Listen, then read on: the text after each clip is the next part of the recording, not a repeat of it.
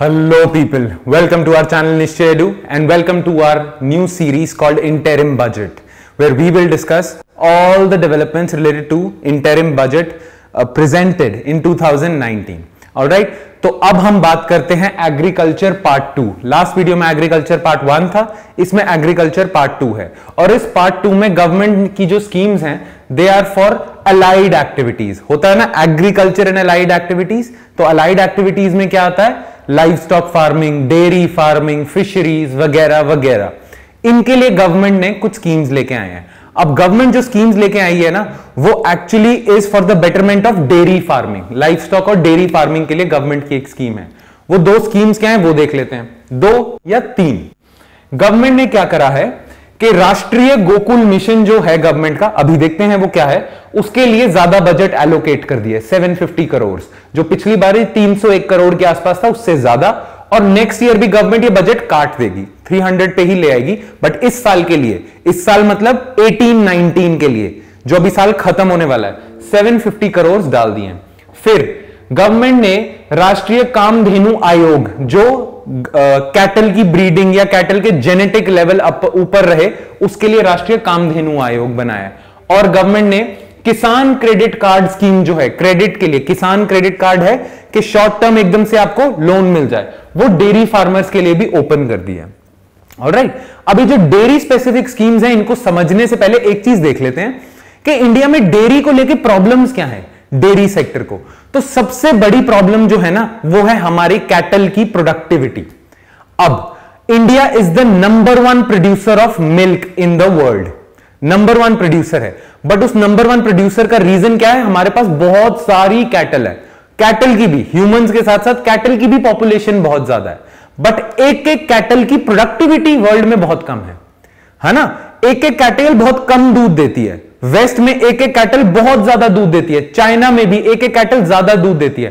पर क्योंकि हमारे पास नंबर ऑफ कैटल बहुत ज्यादा है, इसलिए हम नंबर 1 प्रोड्यूसर है ओवरऑल। अब क्यों हमारे कैटल की जो प्रोडक्टिविटी है, एक एक कैटल कम दूध क्यों देती है, वो समझने से पहले एक बार ये देख लेते हैं कि ड्रॉट और मिल्च कैटल कौन सी होती है। 2 तरह की कैटल होती है, एक होती है ड्रॉट, एक होती है milch. Draught cattle generally use होती है बुलॉक काट के लिए, है ना, सामान ढोने के लिए, हल चलवाने के लिए, वो ड्रॉट है जो काम करेगी। मिल्च कैटल ज्यादातर यूज होती है, मिल्च नाम से एक तरह से आप एसोसिएट कर सकते हो, मिल्च मिल्क, है ना। तो मिल्च कैटल ज्यादा से ज्यादा यूज होती है दूध निकालने के लिए, राइट। अब मिल्च कैटल ज्यादा दूध निकालती है as compare to draught, draught बहुत कम निकालती है और इसी वजह से इसे यूज ही नहीं किया जाता मिल्क प्रोडक्शन के लिए। अब मिल्क प्रोड्यूसिंग ना जनरली वही कंट्रीज होती हैं जो टेम्परेट होती हैं, ठंडे इलाके होते हैं, ठीक है, वहां मिल्च कैटल की प्रोडक्टिविटी ज्यादा होती है। बट हिंदुस्तान में, India is mostly A tropical country, तो यहां पे ड्रॉट कैटल ज्यादा है और जो मिल्च कैटल है भी ना हमारे पास, उसकी भी प्रोडक्टिविटी कम है। हिंदुस्तान की इंडिजिनस ब्रीड है जो कैटल की, जो ब्रीड्स हैं हमारे पास कैटल की, उनकी प्रोडक्टिविटी कम है। अब हिंदुस्तान को जब नंबर 1 प्रोड्यूसर बनना था ना, तो हिंदुस्तान ने सोचा कि हम लोग क्या करते हैं, अपने कैटल की प्रोडक्टिविटी बढ़ाते हैं। पर कैसे बढ़ाएंगे, हमारी मिल्च कैटल तो कम दूध देती है। तो इन्होंने सोचा कि ब्रीडिंग करवाए जाए बाहर की कैटल, जर्सी गायें जिसे कहते हैं, है ना, फॉरेन की, ठंडे इलाकों की कैटल, और हमारी कैटल की अगर ब्रीडिंग कराओ तो जो कैटल प्रोड्यूस होती है ना, वो दूध भी ज्यादा देती है और उसके पास हमारी कैटल, इंडिजिनस कैटल के कुछ फीचर्स भी होते हैं। ऑलराइट, एक तरह का चीज पता है कर रहे हैं, बाहर की गायें अगर इंडिया में लेके आओगे, जर्सी गाय इंडिया में लेके आते हैं, वो दूध तो बहुत देती हैं, बट जर्सी गायें बाहर की हैं, इंडिया की नहीं है। तो इंडिया में जो स्पेसिफिक डिजीजेस हैं उसको लेके वो इम्यून नहीं है, तो वो डिजीजेस का शिकार हो जाती है। हमारी कैटल है वो इम्यून है ना, इसलिए डिजीजेस का शिकार नहीं होती। पर उसका नुकसान, उसकी बुरी बात क्या है, दूध ज्यादा नहीं देती। तो इन दोनों को अगर मिक्स कर दो तो ऐसी कैटल बन सकती है जो दूध भी ज्यादा दे और रेजिस्टेंट भी हो, डिजीज रेजिस्टेंट। इसलिए हम सिलेक्टिव ब्रीडिंग करते थे। पर अब पता यह चलता है, गवर्नमेंट ये चाहती है कि हम अपनी इंडिजिनस ब्रीड को सिलेक्टिवली, बाहर की गाय से ब्रीड ना करें, हमारी इंडिजिनस ब्रीड को ही हम क्वालिटी अच्छी करें, उसकी हाई क्वालिटी करें। इंडिया में जो अच्छी अच्छी ज्यादा दूध देने वाली हैं उनको ब्रीड करा जाए, उनके जेनेटिक मॉडिफिकेशन करके जेनेटिक जीन्स इंप्रूव किए जाएं ताकि वो ज्यादा से ज्यादा दूध दें, ये सोचा जा रहा है। ऑलराइट, तो एक हो गया ब्रीडिंग। दूसरा, इंडिया में फॉडर जो होता है चारा, उसकी कमी बहुत है।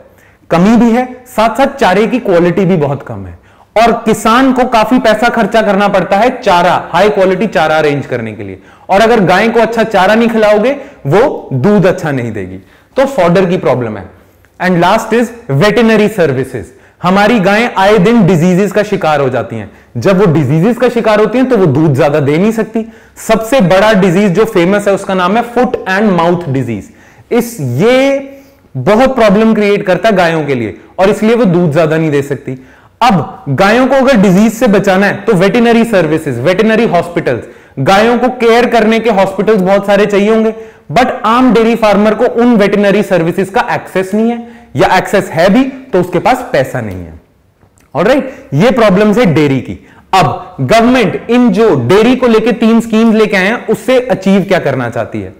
तो पहला तो है राष्ट्रीय गोकुल मिशन, जिसका बजट बढ़ाया है इस साल। राष्ट्रीय गोकुल मिशन क्या करेगा? Through genetic improvement and selective breeding, है ना, अच्छी अच्छी गायों की ब्रीडिंग करो और जो गाय हैं उनकी इंप्रूवमेंट करो, जेनेटिक इंप्रूवमेंट, जिससे हिंदुस्तान की अपनी, बाहर की गाय से ब्रीडिंग नहीं, हिंदुस्तान की अपनी अच्छी ब्रीड तैयार हो गायों की, जो दूध भी ज्यादा दे और डिजीज को रेजिस्टेंट भी हो, इम्यून भी हो। ऑलराइट, तो राष्ट्रीय गोकुल मिशन ये करेगा। दूसरी चीज राष्ट्रीय गोकुल मिशन का पार्ट क्या है? गोकुल ग्राम बनाने। उन गोकुल ग्राम्स में ना गायों के लिए केयर सेंटर्स होंगे, वेटनरी सर्विसेज होंगी, उनको कैसे अच्छा किया जाए, उनको डिजीजेस से बचाया जाए, उनकी हेल्थ इंप्रूव की जाए। जो अच्छी ब्रीड हिंदुस्तान इंडिजिनस तैयार कर देगा और जो वीक ब्रीड होगी, उन दोनों के लिए केयर सेंटर्स बनाए जाएंगे गोकुल ग्राम्स में, गोकुल ग्राम। ऑलराइट, अब ये तो हो गया राष्ट्रीय गोकुल मिशन। दूसरा जो है गवर्नमेंट बना रही है राष्ट्रीय कामधेनु आयोग। ये एक कमीशन बना रही है गवर्नमेंट। वो कमीशन का काम क्या होगा? To regulate and to oversee and to advise कि कैसे हमारे गायें जो हैं हिंदुस्तान की, उनकी जेनेटिक इंप्रूवमेंट कैसे की जाए, उनकी प्रोडक्टिविटी कैसे बढ़ाई जाए। ये सारी चीजों के लिए एक कमीशन बना रहे हैं। उस कमीशन का नाम है राष्ट्रीय कामधेनु आयोग। अभी बना नहीं है, बनाएंगे। ऑलराइट, और तीसरा है किसान credit card facility for dairy farmers. Farmers को पैसा चाहिए, डेयरी फार्मर्स को भी पैसा चाहिए, क्योंकि उन्हें वेटरनरी सर्विस चाहिए, उन्हें फॉडर चाहिए, उन्हें और बहुत सारी चीजें चाहिए, ताकि जैसे मिल्क प्रोसेसिंग यूनिट चाहिए, मिल्क ठंडा रखने के लिए, प्रिजर्व करने के लिए एरियाज चाहिए, तो उसके लिए पैसा लगता है।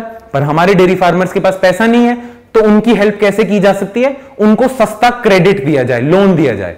तो किसान क्रेडिट कार्ड शायद शॉर्ट टर्म क्रेडिट नीड्स होंगी जो फार्मर्स की, वो पूरी करेगी।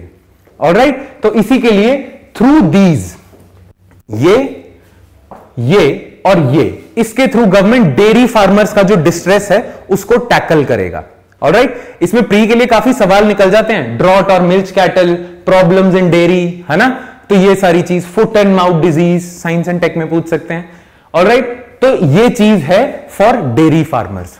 एक आउट ऑफ द बॉक्स एक अलग चीज भी करी है, हमारे फार्मर्स को मिलता है इंटरेस्ट सबवेंशन स्कीम। हम जानते हैं इंटरेस्ट सबवेंशन स्कीम क्या है, कि अगर फार्मर्स टाइम पे लोन चुकाते रहें तो उन्हें 2%, 3% का इंटरेस्ट माफ हो जाता है।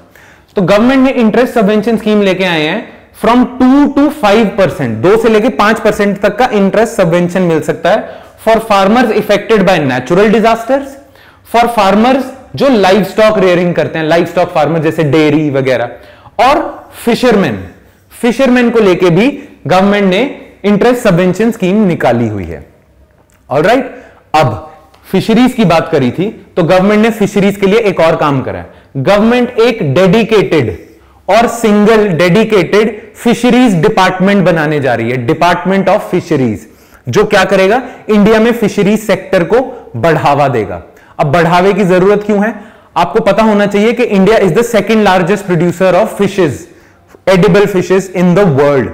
फिश प्रोडक्शन में इंडिया सेकंड है, पर अभी भी फिश प्रोडक्टिविटी, या एक जो फिशरमैन है वो ज्यादा से ज्यादा फिश कैच नहीं कर पाता, है ना, तो इस वजह से फिश प्रोडक्टिविटी कम है।